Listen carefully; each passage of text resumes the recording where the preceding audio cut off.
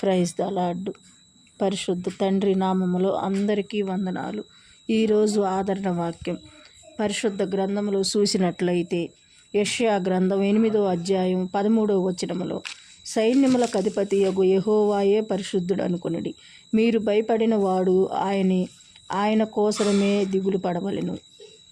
మనము దేనికన్నా మనం భయపడాలంటే మనుషులకు కాదు, మనం భయపడాల్సింది ఈ లోకస్తులకు కాదు, దేవుణ్ణి గుర్తు ఎరగని వారి కోసం కాదు మనం భయపడవలసింది. మనము భయపడేది దేవునికి భయపడాలి. మనము దేవుని కృప, దేవుని చిత్తము, దేవుని ఆశీర్వాదం మన పక్షాన ఉంటే మనం భయపడని అవసరం లేదు.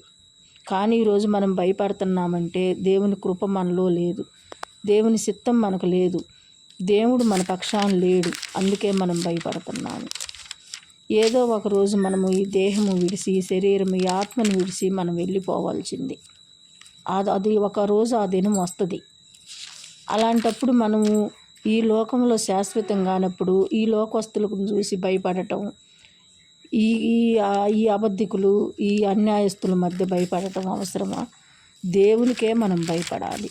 దేవునికి భయపడి మనం దేవుని వాక్యమును అనుసరించి మన హృదయంలో నాటుకొని దేవుని చిత్తానుసారంగా మనము సత్యమును, జీవమును, మార్గమును తెలుసుకొని మనము నడుచుకున్నట్లయితే దేవుని కృప మన పక్షాన ఉంటుంది. దేవుని చిత్తానుసారంగా మనం పెట్టుకున్న కార్యములన్నీ ఏ పొల్లైనా జరుగుతాయి. మనం భయపడని అవసరం లేదు. దేవుని ఉగ్రత వచ్చినప్పుడు నోవాహు దినములలో జలప్రళయం వచ్చింది. దేవుని ఉగ్రత ఎలా ఉంటుందో తెలుసా? ఆయన ఉగ్రత ఒక్కసారిగా వచ్చిందంటే అది తుఫాను కాదు కదా, పెను తుఫాను కాదు కదా, అది ఏ విధంగా వస్తుందో చెప్పలేము. గడిచిపోయిన దినములలో చూసినాం మనము, కరోనా లాంటి దినములు మనం చూసినాము, భూకంపములు చూసినాము.